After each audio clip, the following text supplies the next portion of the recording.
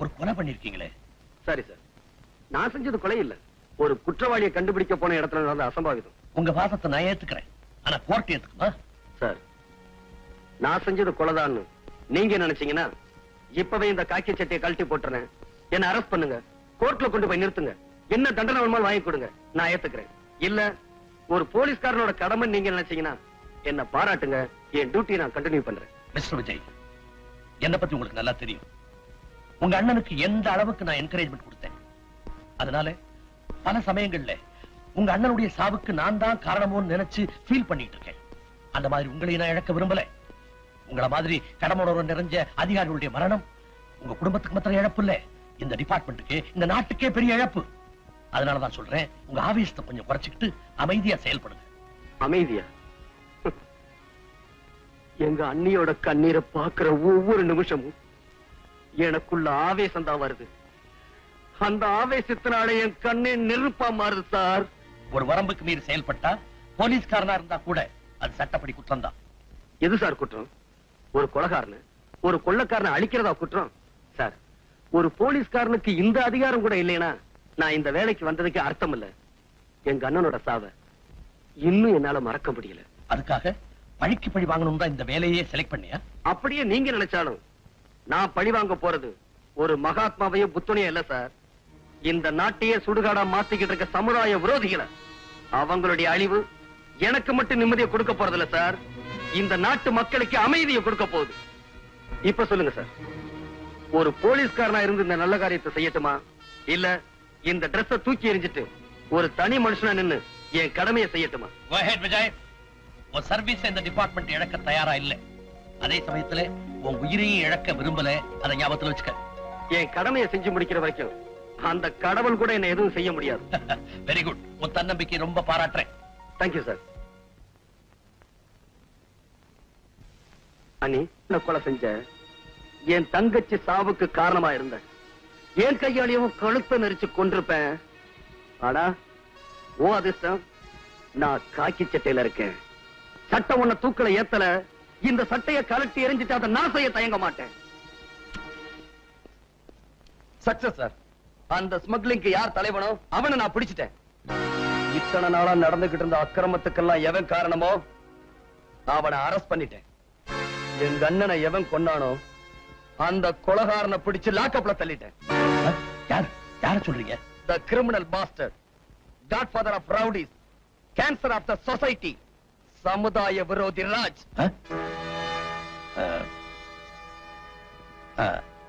அவனை எப்படி பிடிச்சீங்க? என்னையும் கொலை செய்ய அவன் திட்டம் போட்டிருந்தான். அந்த திட்டத்தோட எதிரொலிதான் உங்களுக்கு கிடைச்ச இன்ஃபர்மேஷன். அது உங்களுக்கு புரியல, நான் புரிஞ்சுக்கிட்டேன். அவன் என்கிட்ட மாட்டிக்கிட்டான். சார், இந்த காக்கி சட்டை போட்டிருந்ததுனாலதான் அவனை உயிரோட விட்டுட்டேன். இல்ல அந்த கொலைகாரனாய சல்லி சல்லி ஆக்கியிருப்பேன். காம் டவுன், ஐ சே காம் டவுன். இப்ப அவன் எங்க வச்சிருக்கீங்க? என் ஸ்டேஷன் லாக்கப்ல தான் சார் இருக்கான். அவனை சும்மா விடக்கூடாது. கோர்ட்ல நிறுத்தி அவனுங்க கூட்டாளிங்க யாரு, அவனுக்கு யார் பேக்ரவுண்ட், அவனுங்க எங்க இருந்தாலும் சரி, எந்த பதவியில இருந்தாலும் சரி, சட்டத்துக்கு முன்னால அடையாளம் காட்டி தூக்கலை ஏத்தணும் சார். அப்பத்தான் எங்க எரிஞ்சுக்கிட்டு இருக்க நெருப்பு அணையும். Don't get excited. மேல நடக்க வேண்டியதெல்லாம் நான் பாத்துக்கிறேன். நீங்க என்ன செய்றீங்க? பக்கத்து ரூம்ல போய் அமைதியா உட்கார்ந்து அங்க என்ன நடந்ததோ அத டீடைல்டா ஒரு ஸ்டேட்மெண்ட் எழுதி என்கிட்ட கொடுங்க. போங்க.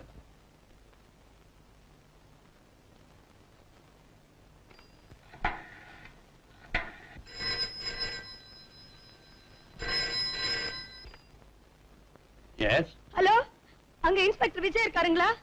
பக்கத்து ரூம்ல இருக்காரு, கனெக்ட் பண்றேன்.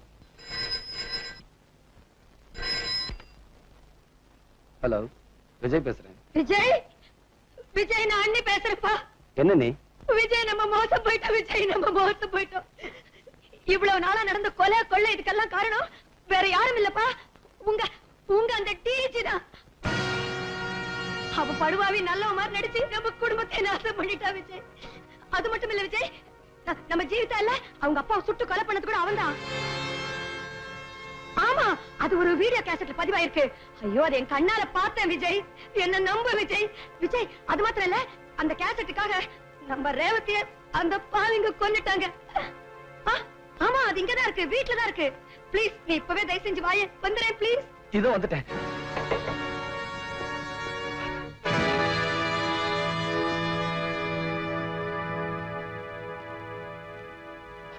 என்னப்பா நான் யாரு என்னன்னு உங்க அண்ணி டீடைல்டா சொல்லிட்டாங்களா?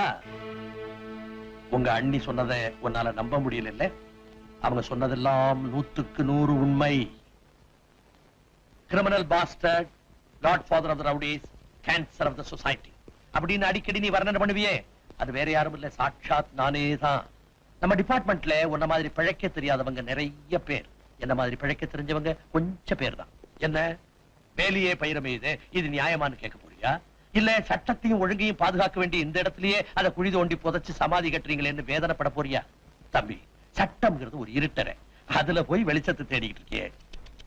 சட்டம் ஒரு இருட்டறை தான், அதுல சாட்சியை தேடி அலைஞ்சுகிட்டு இருக்கிறதுக்கு நான் ஒண்ணும் கோழை இல்ல.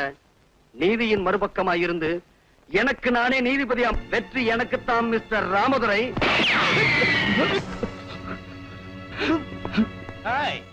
சட்டம் பேசுற சின்ன பையன், உன் கொட்டத்தை அடக்கி இந்த நாட்டுல எங்க பட்டத்தை பறக்க விடுறேன் பாடுற. உன் கோர்ட்டும் லாக்கப்பும் என்ன ஒண்ணும் பண்ண முடியாது. ராஜ், அந்த வீடியோ கேசட் இவனுடைய அன்னிகையில தான் இருக்கு. அதை உடனே நாம கைப்பற்றி ஆகணும், இல்லைன்னா நம்ம எல்லாருக்குமே ஆபத்து. உண்மையை தெரிஞ்சுட்டு அந்த பொண்ணு உயிரோட இருக்க கூடாது. அவளை நான் தீர்த்து கட்டிடுறேன், இவனை நீ கவனிச்சுக்க. கவலையே படாது, அவனை நம்ம ஃபேக்டரி கொண்டு போய் சமாதி வச்சிரு. இவன் அண்ணி டெட் பாடியோட நீ அங்க வந்து சேரு.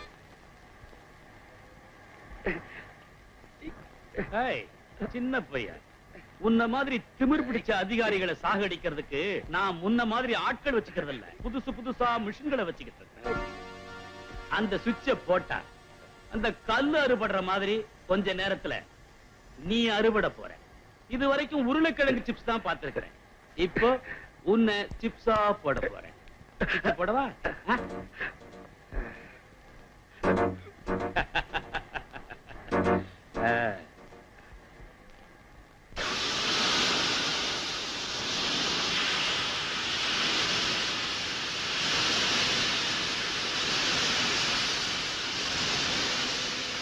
குட் பைடா சின்ன பையா.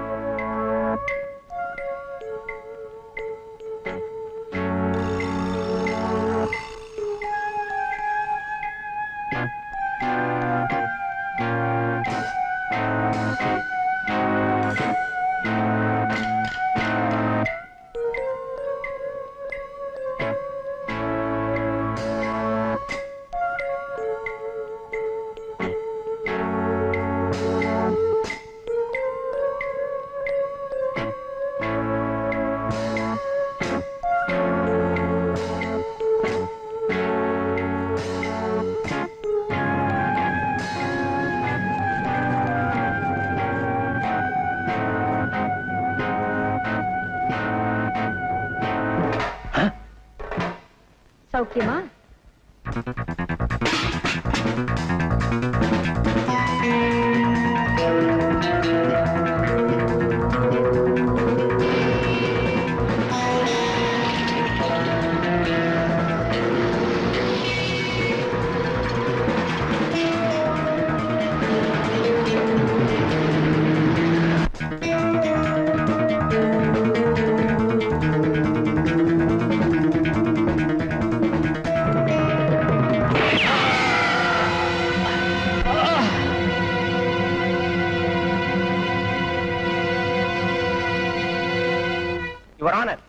மிஸ்டர் விஜய் செஞ்ச கொலைகளுக்கு கணக்கே கிடையாது.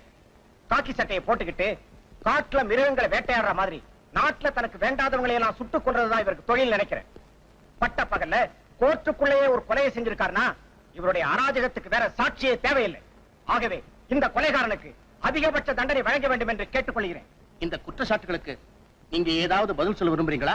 இல்ல சார், நான் சட்டத்தை மதிச்சு வாழ்ந்துகிட்டு இருந்தவன், அந்த சட்டம் செத்துறக்கூடாதுன்னு போராடிக்கிட்டு இருந்தவன், சட்டப்படி என் கடமையை செஞ்சுக்கிட்டு இருந்தவன். அதனால அந்த சட்டம் என்ன தண்டனை கொடுத்தாலும் அதை ஏத்துக்க நான் தயாரா இருக்கேன். உங்களுக்காக வாதாட வக்கீல் யாராவது இருக்காங்களா? ஒரு மனுஷன் பிறக்குறான், வாழுறான், சாகுறான்னு இல்லாம அவன் வாழ்க்கை ஒரு சரித்திரமா அமையணும்னு எங்க அண்ணன் அடிக்கடி சொல்வாரு. அப்படி ஒரு சரித்திரத்தை என்னால எழுத முடியலனாலும் எங்க அண்ணனோட ஆத்மா சாந்தி அடையக்கூடிய விதத்துல நான் ஒரு சாதனை செஞ்சிருக்கேன்னு நினைக்கிறேன். இதுக்கு மேல வாழணும்னு ஆசைப்படல. அதனால வக்கீல் வச்சு வாதாடி என் உயிரை காப்பாத்திக்க நான் விரும்பல. Excuse me your honour, mister விஜய்க்காக நான் வாதாட வந்திருக்கிறேன். ஒரு அரசாங்க வக்கீல் எதிர்தரப்புல வாதாடக்கூடாதுன்னு உங்களுக்கு தெரியாதா? சாரி யுவர் ஆனர், அரசாங்க வக்கீல்ன்ற பதவியை நேத்தே நான் தூக்கி எறிஞ்சிட்டேன். எஸ் யுவர் ஆனர், ஒரு நிரபராதி தண்டிக்கப்படக்கூடாதுன்ற ஆசையில இந்த கர்ம வீரனை எப்படியாவது காப்பாத்தி ஆகணும் என்ற வெறியில என் வேலையை நான் ராஜினாமா பண்ணிட்டேன். இப்போ ஒரு சாதாரண வக்கீல கேட்கிறேன், இவருக்காக வாதாட எனக்கு அனுமதி கொடுக்கணும். Yes, you can proceed. Thanks your honour. அரசாங்க வக்கீல் நண்பர் வேதாச்சலம் கூண்ல நிக்கிறது யாருன்னு கூட தெரிஞ்சுக்காம கண்ணை மூடிக்கிட்டு குற்றங்களை அடிக்கிட்டே போயிட்டார். நான் ஒரு அரசாங்க வக்கீல், என் கடமையைத்தான் நான் செய்யறேன். எது சார் உங்க கடமை? 1000 குற்றவாளிகள் தண்டனையிலிருந்து தப்பிக்கலாம், ஆனா ஒரு நிரபராதி கூட தண்டிக்கப்படக்கூடாதுன்றத நம்ம தர்மம். காட்டு மிருகங்களை வேட்டையாடுறவனுக்கு பேரு கொலகாரம் இல்ல மிஸ்டர், வேட்டக்காரன். ஒரு ஊரையே கதிகலங்க வச்சுக்கிட்டு இருந்த ஒரு புலிய ஒருத்தன் சுட்டு கொண்டான்னா அவனுக்கு அவார்டு கொடுப்பீங்களா இல்ல கொலகாரன் சொல்லி தூக்கில ஏத்துவீங்களா? நாட்டுல நல்லவங்க வாழணும், கெட்டவங்க தண்டிக்கப்படணும், அதுக்கு தான் நாம படிச்ச சட்டம் பிரயோஜனப்படணும்னு இந்த கோர்ட்ல நான் பல தடவை சொல்லி பார்த்துட்டேன். நம்மள மாதிரி வக்கீலுங்க மனசு வச்சா லஞ்சம், ஊழல், அராஜகம் அழிஞ்சு போய்கிட்டு இருக்கிற இந்த நாட்டுடைய தலையெழுத்தையே மாத்திட முடியும். Mister Chandrasekhar, please come to the point. Yes your honour, பொதுமக்களுக்கு காவலா இருக்க வேண்டியதுதான் இந்த காவல்துறை. இந்த டிபார்ட்மெண்ட்டுடைய deputy inspector general mister Ramadurai யாரு? கொள்ள கூட்டத்துக்கு தலைவன், கொலகாரப்பாவிகளுக்கு சீஃப், கள்ளக்கடத்தலுக்கு boss. Your honour, DIG office என்ன மக்களை பலி கொடுக்கிற பலிபீடமா இல்ல கள்ளக்கடத்தல் சாமான்களை எல்லாம் போட்டு அடைச்சு வைக்கிற கோடவுனா? அவர் மேல இவ்வளவு குற்றச்சாட்டுகளை சொல்றீங்களே, இதுக்கு உங்ககிட்ட ஏதாவது ஆதாரம் இருக்கா? இருக்கு யுவர் ஆனர். டிஐஜி ராமதுரை ஒரு கொலைகாரன். அதுக்கு சாட்சி அவர் ரத்னசாமியை கொலை செய்யும் போது எடுக்கப்பட்ட இந்த வீடியோ கேசட். ராமதுரை ஒரு கொள்ளைக்காரன், ஒரு கடத்தல் மன்னன். இதுக்கெல்லாம் சாட்சி இந்த ஃபைல்ல இருக்க ரெக்கார்ட்ஸ்.